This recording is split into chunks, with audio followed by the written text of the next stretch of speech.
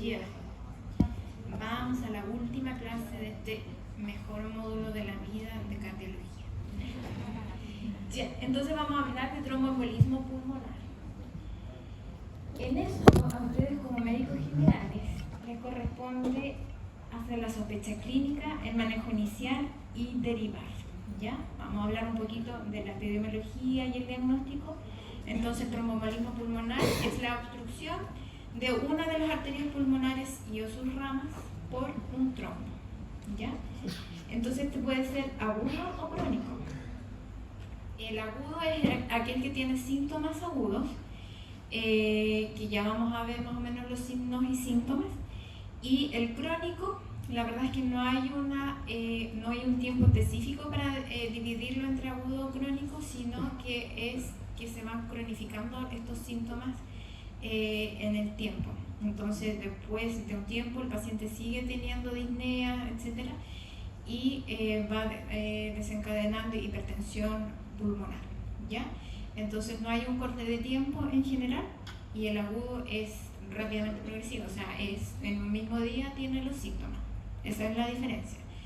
Y puede consultar a los 3 o 5 días que se iniciaron los síntomas de manera abrupta.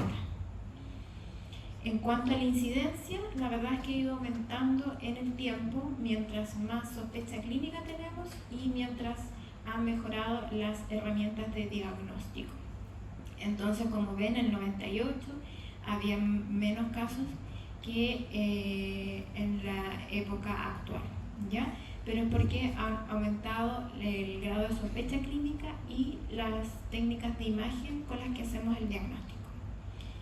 Y en cuanto a la mortalidad, la verdad es que con tratamiento es del 2 al 8% en promedio, y sin tratamiento llega más o menos, puede llegar hasta el 60%, ¿ya?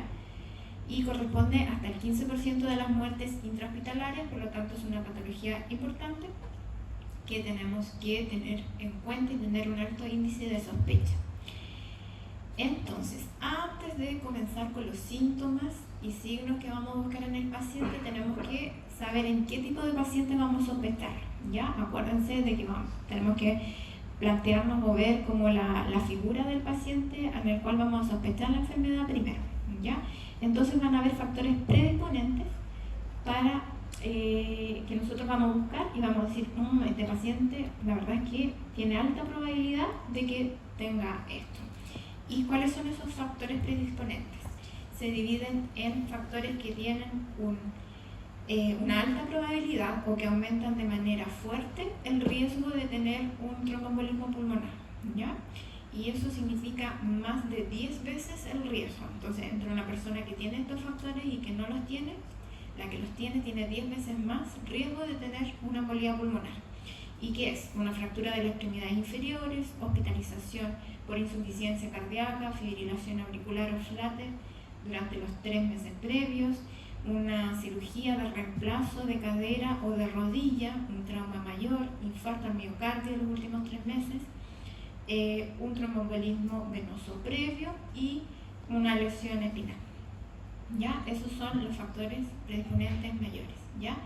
Y los otros, los que son de riesgo moderado, que aumentan 2 a 9 veces el riesgo de tener un tromboembolismo pulmonar, son una cirugía artroscópica de rodilla, una enfermedad autoinmune, transfusiones sanguíneas, líneas venosas centrales, pacientes en quimioterapia, insuficiencia cardíaca o respiratoria, pacientes que están con estimuladores de la eritropoiesis, terapia de reemplazo hormonal, mujeres que han tenido fertilización in vitro, pacientes que tienen alguna infección por neumonía o infección del tracto urinario, enfermedad inflamatoria intestinal, cáncer, terapia anticonceptiva oral, pacientes que han tenido algún ACV y que quedan con alguna parálisis, el periodo posparto, trombosis superficial, trombofilia. Varias cosas, ¿sí? ¿Qué tiene que ver la fertilización in vitro? Porque aumenta la estasia venosa por la cantidad de hormonas que recibe la mujer en ese tiempo, aumenta la hipercoagulabilidad y aumenta el riesgo. Lo mismo, pero un poquito menos fuerte, con la terapia de reemplazo hormonal y la anticoncepción. Ahora, Y menor riesgo, que es menos de 2, son las que están ahí y no se las voy a nombrar porque ya no tienen la presentación. Entonces hay un poquito lo que preguntaba su compañero, ¿cómo se genera esto? Ya es por la triada de Virchow, que se genera un ámbito de hipercoagulabilidad, éstasis venoso y o injuria endotelial. Y en relación a eso se forman los trombos. Hay que recordar que el 80% del tromboembolismo pulmonar se genera en las extremidades inferiores, especialmente las proximales, pero solamente el 32% de las trombosis venosas profundas generan un tromboembolismo pulmonar, ¿ya? Entonces la mayoría viene de las piernas, pero no todas las cosas que se forman, los trombos que se forman en las piernas van a generar un TEM, ¿ya? Y lamentablemente sí, solamente el 40% de los pacientes con embolía pulmonar no se encuentran factores predisponentes, así que por eso igual hay que tener una alta sospecha clínica, ¿ya? ¿Cuáles son los síntomas? La verdad es que los síntomas son bien inespecíficos. Lamentablemente siempre la disnea, ¿cierto? Disnea de inicio súbito, más factores predisponentes, ustedes deberían pensarlo inmediatamente, descartarlo, ¿vale? Eso es como que finalmente lo que se deberían llevar para la cabeza. Disnea de inicio súbito y tiene factores predisponentes, tienen que descartarlo sí o sí. Ahora si tienen otras cosas pueden pensarlo, pero no tan fuertemente quizás, ¿ya? Disnea lo que más se presenta, también se puede presentar dolor pleurítico, dolor en la extremidad inferior en relación a la trombosis venosa, tos, ortopnea, hemoptisis. Dentro de los signos, taquipnea, aumento del volumen de la extremidad inferior, taquicardia, sibilancias, roncus, murmullo pulmonar disminuido, ingurgitación yugular. La clínica por sí sola tiene una sensibilidad del 85%, pero muy poco específica, o sea, 51%, ¿ya? Entonces, cuando tenemos eso y la sospecha, siempre lo primero que ustedes van a tomar es un electrocardiograma. Como ya son súper secos en evaluar los electrocardiogramas, yo les voy a contar el hallazgo más común que van a encontrar, que es taquicardia sinusal. También pueden encontrar alteraciones inespecíficas del ST y de la onda T. También se podría generar agudamente un bloqueo completo de rama derecha. Otro signo que alcancé a escuchar que lo estaban conversando en la clase anterior, el S1QT3, que es un patrón súper específico de embolía pulmonar, pero también se puede ver en algunos pacientes con hipertensión pulmonar crónica de por sí, ¿ya? Pero si lo ven, y más con los síntomas, lo sospechan de inmediatamente, ¿ya? Y tiene una especificidad alta y se encuentra solamente en el menos del 10% de los pacientes, ¿ya? Y como les digo, algunos pacientes que tienen enfermedades crónicas, hipertensión pulmonar crónica, igual lo tienen, ¿ya? Lo vieron ahí, ¿verdad? S1, que es de la onda S de D1, U3 en D3, ¿cierto? Tiene una Q y la T3 de negativa, ¿ya? Respecto a otros exámenes de apoyo, la radiografía de tórax, la verdad es que no está dentro de los algoritmos diagnósticos en la actualidad. La última guía clínica que tenemos de tromboembolismo pulmonar es del 2019 y con eso está actualizada la presentación, y la verdad es que no está dentro de los algoritmos para hacer el diagnóstico en la radiografía de tórax. Pero si ustedes lo sospechan porque es un paciente que llegó por disnea, obviamente van a pedir una radiografía porque van a buscar igual diagnósticos diferenciales, ¿ya? Lo que se describe es que hasta solamente en el 12% de los pacientes con embolía pulmonar la radiografía es normal, pero existen hallazgos que son difíciles de interpretar a veces, y el hallazgo más común es cardiomegalia y puede compartirse con otras patologías, ¿ya? Y aquí les estoy mostrando dos signos que son bastante específicos de la embolía pulmonar. Uno es el Westenmark, que ven que está apuntado con estas dos líneas blancas, que es un área de oligoemia, ¿ya? Entonces se ve más negrito porque en el fondo tiene solo aire y no circulación. Entonces en esa parte estaría la embolía pulmonar. Pero como ven es difícil darse cuenta a veces, ¿ya?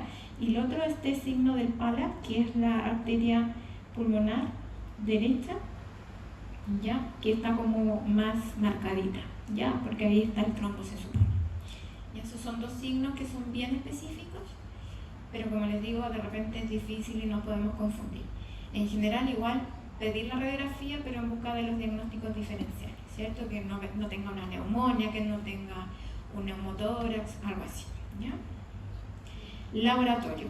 Van a pedir los gases de sangre arterial para evaluar la oxigenación, que no tenga hipoxemia, hipocapnia, la alcalosis respiratoria, ¿cierto? Las troponinas, el BNP o ProBNP para evaluar compromiso de el ventrículo derecho, ¿ya? Y esto es algo nuevo en las guías y que es súper importante porque les va a ayudar estos dos marcadores cardíacos para evaluar el manejo, ¿ya? Y si el paciente tiene mayor riesgo, ¿ya? Si están elevados estos marcadores cardíacos, el paciente tiene mayor riesgo. Y existen, para hacer el diagnóstico, un score que se equivale mucho a médicos experimentados. Entonces, si ustedes están iniciando su práctica clínica y quieren ser como médicos experimentados, pueden utilizar este score, ¿ya? Así que se ha simplificado bastante la vida y en la mayoría de lugares es muy bien conocido, ¿ya? Que es el score de Wells. Entonces, si ustedes, por ejemplo, quieren derivar a un paciente para que le hagan un angioTAC, ustedes pueden decir: el paciente tiene tales factores predisponentes, tiene esta clínica y tiene este score de Wells. Por lo tanto, requiere un angioTAC pulmonar o una angiografía pulmonar computada inmediatamente. Nadie le va a poder decir que no. ¿Ya? Entonces, ¿cuáles son este score de Wells? Evaluar síntomas, que tenga finalmente síntomas de una trombosis venosa profunda, ya que esté hinchada la pierna, con dolor y a la palpación, ya va a tener 3 puntos inmediatamente. Y esta otra, que como que el diagnóstico más probable sea embolia pulmonar. Eso es como un subjetivo, pero con respecto a las otras cosas, si hicieron la radiografía de tórax, no encuentran ninguna otra cosa y realmente tiene clínica de TEP, entonces ahí va a ser que lo más probable es una embolia pulmonar, ¿cierto? La frecuencia cardíaca más de 100, inmovilización por 3 o más días o una cirugía en las previas 4 semanas, que tenga antecedentes de embolia pulmonar o de trombosis venosa profunda, hemoptisis o malignidad. Eso le da un puntaje y con ese puntaje vemos en dónde se clasifica, ¿sí? Trombosis venosa profunda. DIP. En English.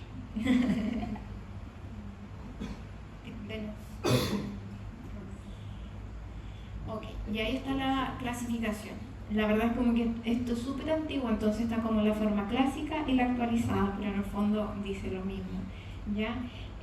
La tradicional divide a los pacientes con un riesgo alto, moderado o bajo, según la puntuación, y la simplificada en que el tromboembolismo pulmonar es probable o poco probable o improbable, ¿ya? Si tiene 4 menos puntos, improbable y así. Y eso sí les sirve porque los va a ir ayudando para ir viendo cuál es el siguiente paso para hacer el diagnóstico final, ¿ya? Entonces, otra de las cosas de los parámetros clínicos en la embolía pulmonar, que vamos a evaluar la severidad, es el compromiso del ventrículo derecho. La insuficiencia ventricular derecha, definida como un síndrome rápidamente progresivo con congestión sistémica resultante de un llenado ventricular derecho deteriorado y una reducción del flujo ventricular derecho, es un determinante crítico del resultado de la embolía pulmonar aguda.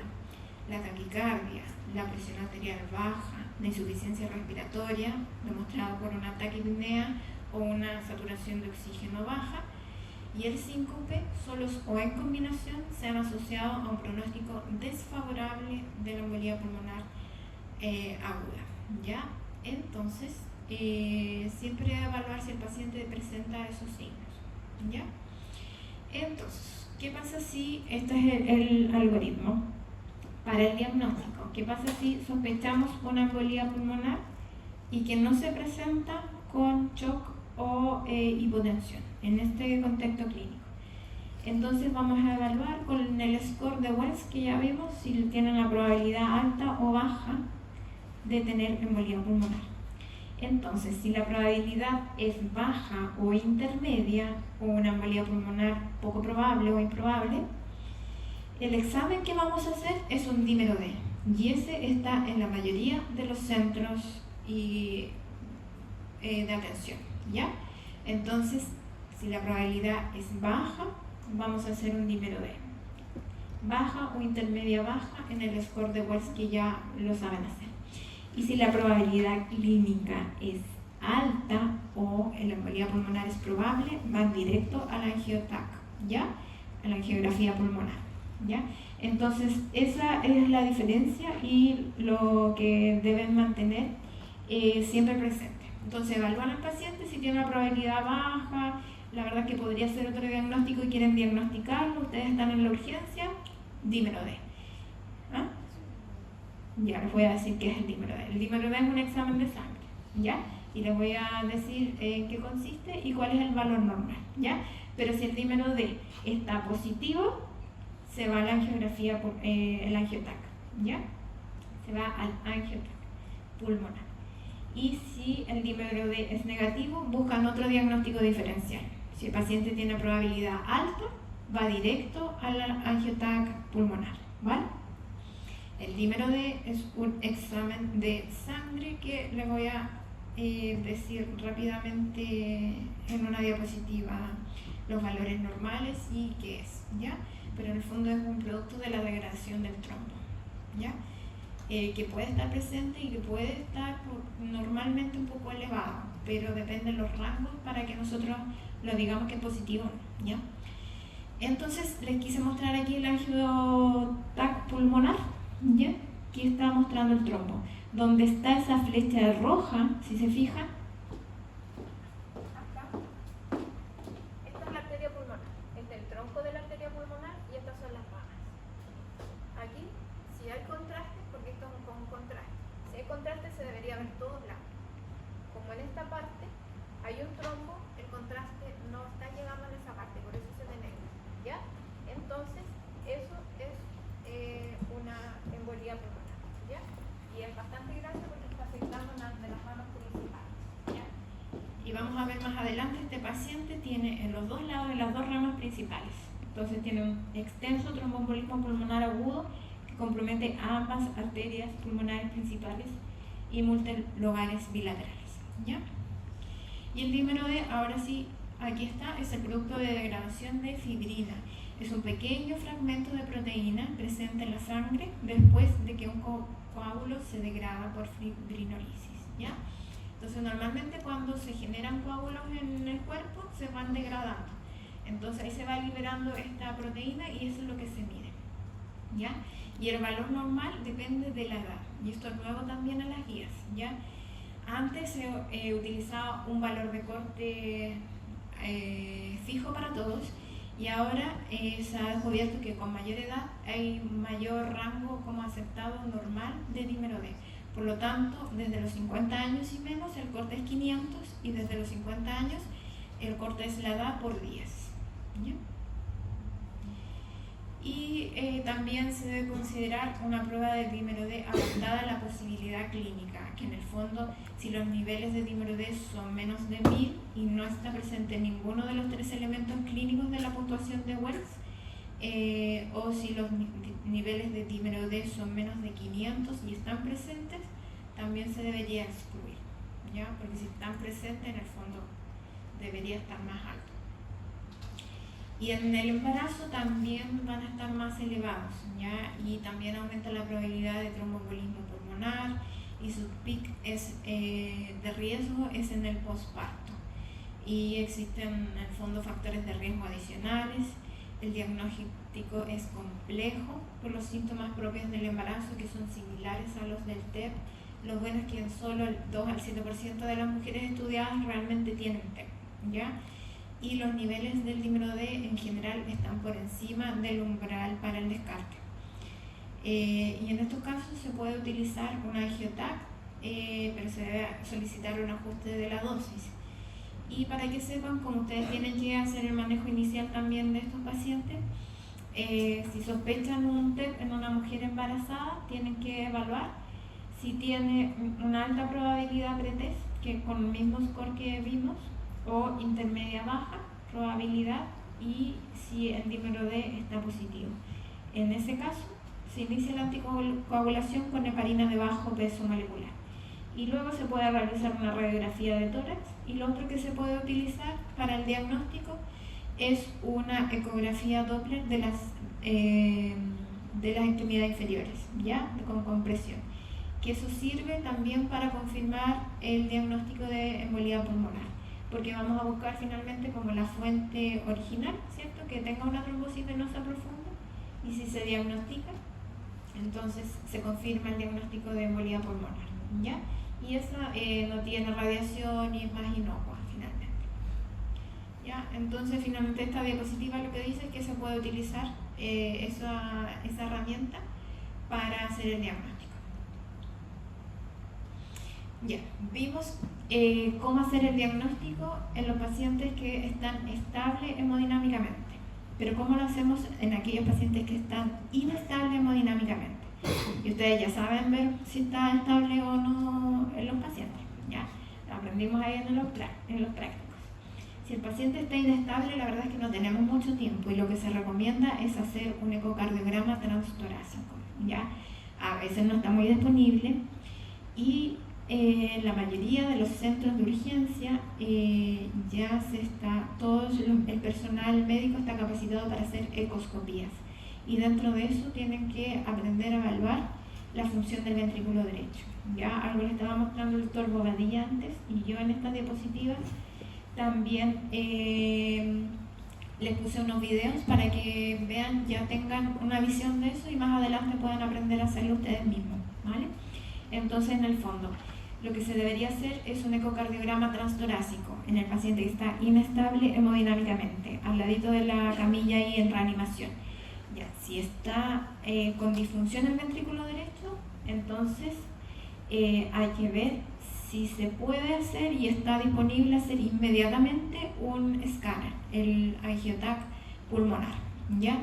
Si está disponible pero en 2 horas más, o el paciente está tan inestable que no puede bajar, entonces se tiene que tratar como si fuera una embolia pulmonar, directamente sin imágenes. Ahora, si ustedes pueden bajar con el paciente y se puede hacer inmediatamente la imagen, y el paciente tolera bajar, porque para hacer eso el paciente tiene que estar acostado, respirando normal, tiene que dar la vuelta a la máquina para tomar la imagen, ¿ya? Entonces tienen que considerar esas cosas. Si es posible, entonces lo hacen, y si es positivo, lo tratan, ¿ya? Y como está con inestabilidad hemodinámica, se trata como una embolía pulmonar de alto riesgo, inmediatamente, ¿ya? Y si está negativo, se busca otra causa de shock, ¿ya? Entonces, en el fondo, acá el tema de el eco, hay que tratar de desarrollar esa habilidad, ¿ya? Que sea una ecoscopía, no les pedimos que hagan un eco completo, eso déjennos, a nosotros no hay problema, ¿ya? Pero tratar de ver si hay disfunción del ventrículo derecho, y ya les voy a mostrar cuáles son los parámetros que se podían fijar, ¿ya? Y como modo de recuerdo, cuáles son las 3 cosas que vamos a ver como inestabilidad hemodinámica. La número 2 es la que conversamos en los pasos, que es la hipotensión permanente a pesar de un estado de llenado normal, que no está sangrando el paciente, por supuesto, y se mantiene esta hipotensión y está con un estado mental alterado, va a tener la taquicardia y todo eso, ¿ya? Otra forma es que si el paciente se presenta ya en paro cardíaco, obviamente está inestable hemodinámicamente también, y si además tiene hipotensión y se trata con drogas vasoactivas, y se mantiene esta hipotensión y no es causada por una arritmia nueva o por hipovolemia o sepsis, también se considera inestable hemodinámicamente, ¿ya? Entonces, en la embolía pulmonar, vamos a ir haciendo como un resumen. Lo importante es, ya, lo sospechamos, lo diagnosticamos, y tenemos que ver si el paciente está estable hemodinámicamente para ver o no, ¿ya? Y si está inestable, tenemos que actuar rápido, ¿ya? Ver un eco, ver las imágenes y decidir el tratamiento inmediatamente. Y si está estable, tenemos un poquito más de tiempo y podemos completar, ¿cierto?, el algoritmo para hacer el diagnóstico y ver cómo se trata. Respecto al ecocardiograma, estos son como los parámetros que se deberían fijar en la dilatación del ventrículo derecho, aplanamiento del septo, la E va a ser mayor que la A transmitral, insuficiencia tricuspide, va a haber la hipertensión pulmonar y el signo de Macones. Ya, acá está un esquema, ¿cierto?, de cómo se ve. En el paraesternal, eje largo, se puede ver la dilatación del ventrículo derecho, pero es más fácil verla acá en la ventana apical. Si ven, normalmente el ventrículo izquierdo es más grande que el derecho, y en este caso el derecho se ve más grande.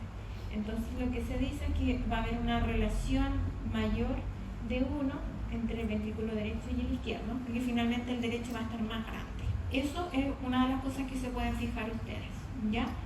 Otra cosa es el aplanamiento del septo, que es en el eje corto, ¿ya? Que eso lo vieron recién después. Otra cosa es que va a tener la vena cava inferior dilatada. Eso lo aprenden a hacer todos los que hacen ecoscopía. Este es un signo bastante específico que se llama 60-60 y que de ahí lo pueden leer y ver bien, y si alguien quiere se lo puedo explicar en detalle. Y estas son las dos mediciones del ventrículo derecho, que es el TAPSE, ¿ya?, que evalúa el movimiento de la pared aquí libre en el anillo tricuspideo y va a estar menor de 16, quiere decir que hay disfunción del ventrículo derecho. Y lo otro es la onda S tricuspidea, que también va a evaluar la función del ventrículo derecho y también va a estar reducida. Entonces, si ustedes logran, cuando aprendan a hacer la ecoscopía, ver esto más esto, o sea, el B, el G y el H, van a estar bastante al otro lado para ver la disfunción del ventrículo derecho, ¿ya? Y después, en su casa, pueden ver este video, donde se explica y se ve con imágenes cómo se tiene que ver la disfunción, ¿ya? Lo voy a dejar para que lo vean en su casita después. Pero ahí está todo, ¿ya? Entonces ya tenemos el diagnóstico, ya supimos cómo sospecharlo, ya hicimos el diagnóstico y sabemos si está con compromiso hemodinámico o no. Pero lo que tenemos que hacer es evaluar bien el riesgo de los pacientes, ¿ya? Y eso se hace con este score, ¿ya? Además de lo anterior que dijimos, vamos a evaluar finalmente. Lo voy a pasar acá. Vamos a evaluar finalmente estos 4 parámetros. Vamos a ver si el paciente está con shock o hipotensión, que es finalmente con compromiso hemodinámico que dijimos, ¿ya? Segundo, el score de PESI, que lo pasé para que vayamos un poquito más rápido, y también si tiene signos en imágenes de falla del ventrículo derecho o estos marcadores de laboratorio que dijimos, ¿ya? Son estas 4 cosas que nos vamos a fijar. El score es el PESI, que es también muy bien conocido y que evalúa antecedentes y parámetros de la clínica inicialmente. Tienen un número y finalmente lo pueden encontrar en una aplicación, etc. Entonces ustedes, cuando hagan el diagnóstico de embolia pulmonar, para evaluar el riesgo, tienen que ver estas 4 cosas, ¿ya? Entonces, y con eso vamos a definir el riesgo de mortalidad temprana, ¿ya? Y con eso vamos a definir el tratamiento, ¿ya? Entonces, si el paciente tiene alto riesgo de mortalidad temprana, va a ser solamente aquel que se presenta con shock o hipotensión, ¿ya? Entonces, fácil. Además va a tener el resto de las cosas, el PESI elevado, signos imagenológicos de disfunción del ventrículo derecho y los biomarcadores elevados, ¿ya? Un paciente de alto riesgo. El paciente de bajo riesgo no tiene ninguno de los anteriores. Y el que hay que pensar un poquito más es aquel con riesgo intermedio, ¿ya? El riesgo intermedio alto va a tener todos excepto el shock o hipotensión, y el de intermedio bajo va a tener el PESI elevado, tampoco va a tener shock e hipotensión, pero va a tener solamente uno, o imagen en el ventrículo derecho de falla o el biomarcador elevado. Ya es bastante común que se presente esto. No necesariamente el paciente que tenga una imagen, un eco con falla del ventrículo derecho, va a tener los biomarcadores elevados. El ventrículo derecho, acuérdense que no es muy fuerte, es delgadito, como que ayuda, siempre está ahí, entonces se demora en adaptar. Si se presenta una obstrucción aguda, el ventrículo derecho se dilata rápido y puede disfuncionar un poquito, pero rápidamente también se adapta, ¿ya? Entonces puede ser que agudamente esté dilatado, pero después mejora, ¿ya? Y la mayoría de los pacientes mejora súper bien y casi ninguno evoluciona en la cronicidad, ¿ya? Así que eso igual tenganlo presente, ¿ya? Entonces, las guías clínicas del 2019 hacen harto hincapié que tienen que evaluar esta disfunción del ventrículo derecho en imágenes y con los biomarcadores, porque de eso va a depender el manejo. Entonces, ¿cómo los tratamos? Tenemos que ver el riesgo. Si el paciente es de alto riesgo, que vimos que se presenta con choque y hipotensión, va a ir a reperfusión. Y esa reperfusión se va a hacer con fibrinolisis, ¿ya? Igual que el infarto agudo al miocardio, ¿ya? Además de anticoagulación. Si el paciente es de bajo riesgo, acuérdense que no tenía ninguna de las anteriores, o sea, de las 4 cosas que nos vamos a fijar para ver si es de riesgo alto, entonces ahí no va a ir a fibrinolisis ni reperfusión, o sea, pero sí va a ir a anticoagulación. Todos van a anticoagulación, ¿ya? Pero si es de bajo riesgo, podemos ver si el paciente se puede ir de alta precoz, de hecho, o no, ¿ya? Y para eso hay algunos parámetros que también se recomiendan revisar, ¿ya? Entonces, si es de alto riesgo, fibrinolisis, además de anticoagulación, y si es de bajo riesgo, solo la anticoagulación, y se puede ver si se puede ir de alta precoz, dentro de las primeras 24 horas. Ahora, el que íbamos a pensar más, el riesgo intermedio, también va a anticoagulación inmediatamente, pero sí o sí queda hospitalizado y vamos viendo cómo evoluciona. Si evoluciona a hipotensión, descompensación, va a fibrinolisis, y si no, se mantiene con anticoagulación y después se puede dar de alta como corresponde, ¿ya? Entonces, obviamente siempre estos pacientes, si están descompensados, van a sala de reanimación y la evaluación inicial, el ADC y luego la anticoagulación. Y la reperfusión se va a realizar en los casos necesarios, que es el del alto riesgo con compromiso hemodinámico, y va a ser con trombolisis, idealmente, y es la recomendación 1A que está en las guías, o 1B. Luego, si eso no funciona o está contraindicado, trombolectomía percutánea, y si no se puede, quirúrgica, y si no se puede, filtro de la vena cava. Esas son como las opciones, ¿ya?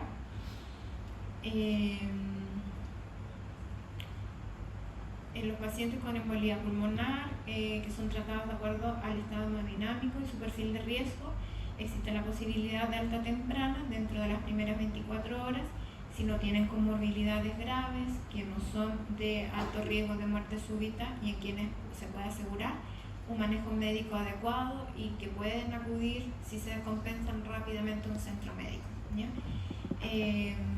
Y las guías clínicas también hacen hincapié que se tiene que evaluar estos biomarcadores. Los biomarcadores tienen que estar negativos y en las imágenes no tiene que haber disfunción del ventrículo derecho. O sea, dijimos las 4 cosas que nos fijamos negativas, más que el paciente pueda acudir de manera rápida a un centro médico y tenga una buena red de apoyo para tener bien el tratamiento, etc. En ese caso, se pueden ir para su casa tempranamente, ¿ya?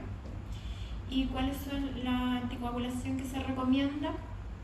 Se recomienda el inicio de anticoagulación parenteral con heparina de bajo peso molecular, ¿cierto?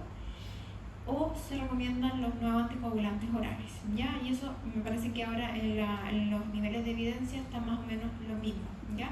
Y se prefiere nuevo anticoagulante oral versus los antagonistas de vitamina K, ¿ya? Es como, ese es un cambio en el nivel de evidencia, ¿ya? Porque antes se preferían los antagonistas de vitamina K. Lo que sí hay que tener presente es que rivaroxaban o apixaban están bien validados para el inicio, ¿ya? Entonces ustedes están en la urgencia, pueden iniciar eso inmediatamente, ¿ya? Pero las dosis al principio son mayores de lo habitual, por ejemplo para una fibrilación auricular, etc. ¿Ya? Entonces rivaroxaban es 15 miligramos 2 veces al día por 3 semanas y luego 20 miligramos al día habitualmente, ¿ya? Normalmente la dosis es 20 miligramos al día para anticoagulación, pero en este caso las primeras 3 semanas es una dosis mayor. Y en el caso de apixaban son 10 miligramos cada 12 horas por 7 días y luego los 5 miligramos cada 12 horas, ¿ya? Eso. Y en el caso del dabigatran, lo que se recomienda es iniciar al menos 3 a 5 días la anticoagulación parenteral, por ejemplo con heparina de bajo peso molecular, y de ahí hacer el cambio, ¿ya? Entonces, solamente en estos dos, rivaroxaban y apixaban, se da una dosis mayor desde el inicio y se comienza con eso. En el dabigatran se tiene que hacer el cambio, el switch, ¿ya? Eso. Este es el algoritmo, pero que ya lo conversamos respecto a la anticoagulación si el paciente está estable hemodinámicamente, ¿ya? En el fondo, si el paciente está inestable, va de inmediato a la reperfusión, y si está estable, vemos si tiene las otras 3 cosas: la disfunción del ventrículo derecho, los biomarcadores elevados o el PSI alto. Si no tiene ninguna, se podría ir de alta temprana, y si tiene alguna, queda hospitalizado y se ve si va a reperfusión o no. Repetitivo, pero ya estamos claritos.